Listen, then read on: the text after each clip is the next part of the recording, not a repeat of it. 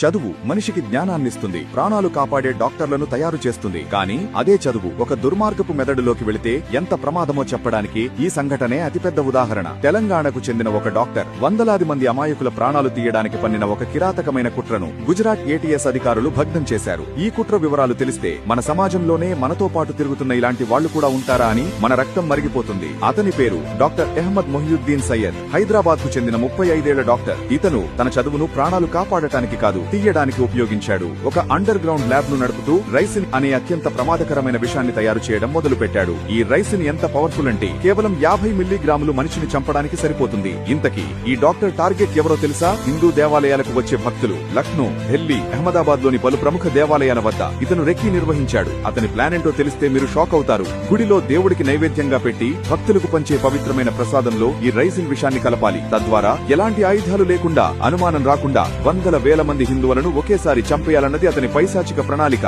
కానీ గుజరాత్ ఏటీఎస్ అధికారుల చొరవతో ఈ ఘోరం జరక్క ముందే కుట్రను ఛేదించారు. డాక్టర్ అహ్మద్ తో పాటు ఉత్తరప్రదేశ్ కు చెందిన మరో 2 ఉగ్రవాదులను ఆజాద్ షేక్ మరియు మొహమ్మద్ సుహేల్ ను అరెస్ట్ చేశారు. ఒక్కసారి ఆలోచించండి, ప్రాణం పోయాల్సిన డాక్టరే ప్రసాదంలో విషం కలిపి ప్రాణాలు తీయాలని చూశాడు. ఇది కేవలం ఉగ్రవాదం కాదు, మన నమ్మకాలపై, మన ధర్మంపై జరిగిన ఒక భయంకరమైన దాడి. ఇలాంటి వాళ్లు మన మధ్యనే, మన పక్కనే ఉంటూ ఇంత పెద్ద కుట్రలు పన్నుతున్నారంటే నమ్మగలమా? ఈ సంఘటనపై మీ అభిప్రాయం ఏంటి? ఇలాంటి వాళ్లకు ఎలాంటి శిక్ష వేయాలి? కింద కామెంట్స్ లో మీ ఆగ్రహాన్ని తెలియజేయండి. వేకప్ ఇండియా, ఇకనైనా మేల్కోండి. కులం, వర్గం, ప్రాంతం అనే గీతలు చెరిపేసి హిందువులుగా మనమంతా ఏకం కావాలి. ఇలాంటి అన్యాయాల్ని ప్రశ్నించాలి. ఈ నిజాలు ప్రతి హిందువుకి తెలియాలి. అందరికీ షేర్ చేయండి. జై హింద్.